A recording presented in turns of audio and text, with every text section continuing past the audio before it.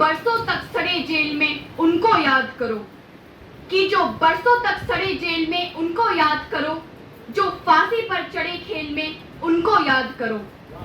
याद करो काला पानी को, अंग्रेजों की मनमानी को, कि याद करो काला पानी को, अंग्रेजों की मनमानी को, कोलों में जो तेल पेरते सावरकर से बलिदानी।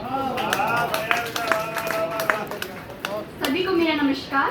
मैं युविका ठाकुर आज आप सभी का परिचय वीर सावरकर जी से कराने जा रही हूँ। स्वतंत्र वीर सावरकर, यह सुनकर हमारे मन में एक प्रश्न जरूर आता है कि आखिर स्वतंत्र वीर सावरकर कौन थे।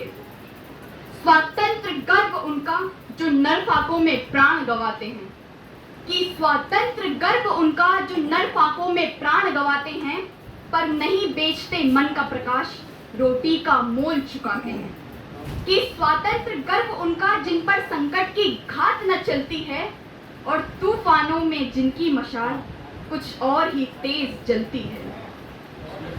राष्ट्रकवि रामधारी सिंह दिनकर जी ने इन पंक्तियों में स्वतंत्र होने की जितनी भी शर्तें रखी हैं, यदि उन सभी को मिट्टी में मिला दिया जाए और उस मिट्टी से एक प्रतिमा को तैयार किया जाए, तो वह प्रतिमा होगी स्वतंत्र वीर सावरकर जी।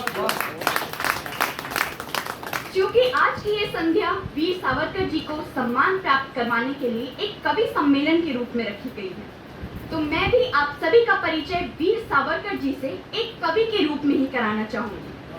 स्वतंत्र वीर सावरकर जी वो महान व्यक्ति थे जिन्होंने मातृभूमि की स्तुति में 6000 से भी ज्यादा कविताएं लिखी थी। परंतु यह कविताएं कागज पे नहीं, सेल्यूलर जेल की दीवारों पर लिखी गई थी। कलम से नहीं, कंकड़, पत्थर, कोयले और कीलों से लिखी गई थी। और अंग्रेज इन कविताओं को मिटा ना दे, इसलिए वीर सावरकर जी उन सभी कविताओं को कंठस्थ याद कर लेते हैं। पर आज भी ऐसे कई युवा हैं जिन्होंने वीर सावरकर जी का नाम भी कभी नहीं सुना, क्योंकि अकबरों, बाबरों और टीपू सुल्तान को पढ़ाने के बाद सिलेबस में इतनी जगह ही नहीं बची कि वीर सावरकर जी। परंतु आज मैं अत्यंत ही सम्मान के साथ कहना चाहूंगी कि नमन है मेरा उन वीरों को, जिन्होंने इस देश को बचाया है और गुलामी की मजबूत बेड़ियों को अपने रक्त से पिघलाया है। वीर सावरकर जी कहा करते थे, माता भूमि पुत्रो अहम पृथिव्या, अर्थात ये भारत माता मेरी माँ है और मैं इनका एक पुत्र हूँ। बाल गंगाधर तिलक जी ने तो वीर सावरकर को शिवाजी का अवतार बताया था। यदि महाराणा प्रताप ने वन में घास की रोटियां खाकर मातृभूमि के लिए युद्ध किया था, तो वीर सावरकर जी ने भी सेल्यूलर जेल में सिर्फ 2 कटोरी पानी पीकर मातृभूमि के लिए लड़ते रहे थे। आज हम सभी का यह कर्तव्य बनता है कि हम वीर सावरकर जी को उनके हिस्से का वो सम्मान प्राप्त करवा सकें, और इसके लिए हम सभी को साथ मिलकर आगे बढ़ना होगा। अटल जी अपनी इन पंक्तियों में कहते हैं कि हास्य रुदन में तूफानों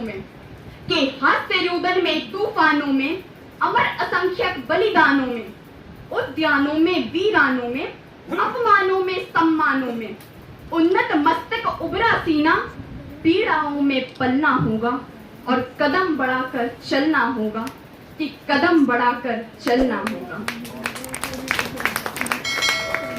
जब वीर सावरकर जी की राष्ट्रभक्ति चरम पर आई, तो अंग्रेजी सरकार ने उन्हें 23 जुलाई 1911 में गिरफ्तार करके सजाए काला पानी सुना दी, क्योंकि वह उनकी मनोबल को तोड़ने में निष्फल रहे थे।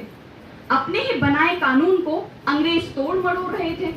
परंतु उस वक्त उनसे प्रश्न करता भी तो कोई कैसे करता, क्योंकि लश्कर भी उनका और सरदार भी उनका, वे झूठ को सच लिखते, अखबार भी उनका। उस दौर के लोग जाते तो कहां जाते, कानून भी उनका और दरबार भी उनका।